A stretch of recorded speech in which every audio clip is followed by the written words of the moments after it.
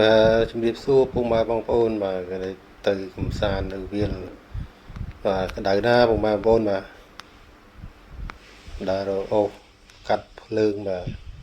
ហាងសាច់ហូបបាយថ្ងៃត្រង់ពុកម៉ែបងប្អូនថ្ងៃទៅហូបបាយនៅវាលបាទនាំប្រពន្ធនាំកូនទៅលេងនៅវាលហើយស្មៅឡើងងាប់អស់ហើយពុកម៉ែបងប្អូនបាទឡើងខ្លោចអស់ហើយក្តៅពេកអត់មានភ្លៀងអត់ដែលមានភ្លៀងកក់ខែសោះបាទនៅខាងវិហារសួរបាទបងប្អូនបាទហើយនេះកាត់ភ្លើងចេះហើយបងប្អូនឥឡូវចាប់ដើមអាំងសាច់មាន់បាទសាច់មាន់ប្រឡាក់បាទយកពីផ្ទះទៅប្រឡាក់គ្រឿងប្រឡាក់អីឥឡូវកាត់ភ្លើងចេះហើយបងប្អូនបាទហើយចិនណាបងប្អូនបាទជួយមកហូបបាយជាមួយខ្ញុំបាទ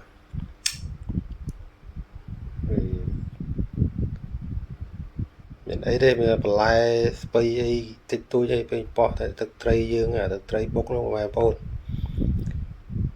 បាទភ្លឺមាត់នេះដូចបន្លែយើងនេះវាប៉ុណ្ណឹងទៅវាលចឹងបាយឆ្ងាញ់ណាស់បងប្អូនឡើយព្រាបអីលេងតែដៃមកឆ្ងាញ់បាទ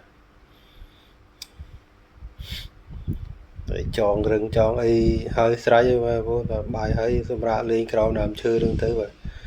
ខ្យល់ឡើងត្រជាក់បងប្អូនវាមិនត្រជាក់ប្រហែលទេបាទក្តៅចំហាយក្តៅមកតិចតិចដែរបាទព្រោះតែមានខ្យល់អញ្ចឹងវាមិនសូវអីប្រហែលទេបាទនេះកាហ្វេបងប្អូនកាហ្វេទិញទៅពីពេញទៅមួយកែវមិនទាន់អស់ហើយបាទទៅដល់បាយហើយដាក់កាហ្វេថែមតិចទៀតបាទមានអីបងប្អូនអើយរកយូរនាំប្រពន្ធនាំកូនទៅលេងនៅវាលម្ដងទៀតឲ្យវា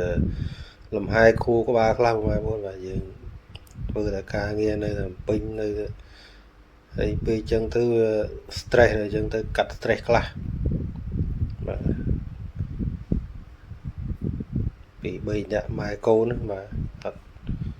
ទៅលេងទៅដើរមើលគេមើលឯងខ្លះទៅបាទតែយើង